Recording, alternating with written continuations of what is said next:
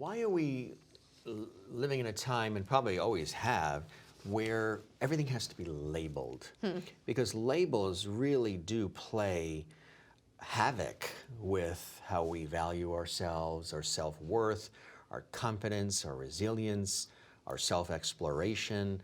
We all of a sudden retreat and we then bury everything inside, and that light that we're all born with sort of gets tampered and maybe sometimes even extinguished. And I know you work with people to help get deep inside and help sort of reignite that light, that spark that they had initially, like you as well have the spark when you were a kid, and then different things came along the way. The spark is back, the flame is really glowing. Why these labels? Why do we always have to size things up, box it up, and label it?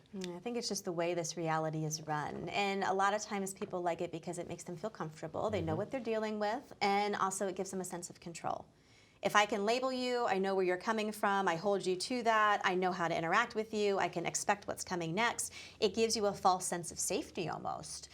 So when you come out of a label, it can throw a lot of people and ruffle some feathers.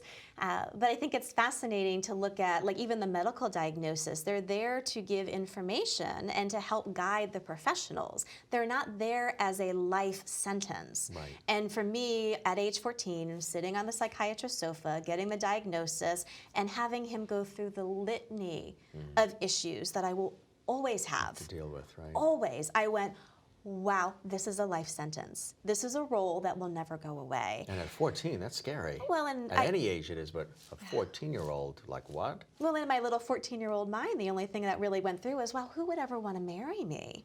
And to a 14-year-old, that was kind of like my reference point for life. I'm is no you're supposed longer to lovable, attractive, all these things come into play. It's got to be very difficult, yeah. So like, I think that's the bigger thing with the labels that I talk a lot about, is the fact that they are just there for guidance. They're not there as a definition of self. They're not there as something that has to be taken lock, stock, and barrel. And it's also not a life sentence. You can go beyond it, even if you keep a label. Mine got overturned, yours doesn't have to. Right. There's a way just to not have it be the big pink elephant in the room anymore.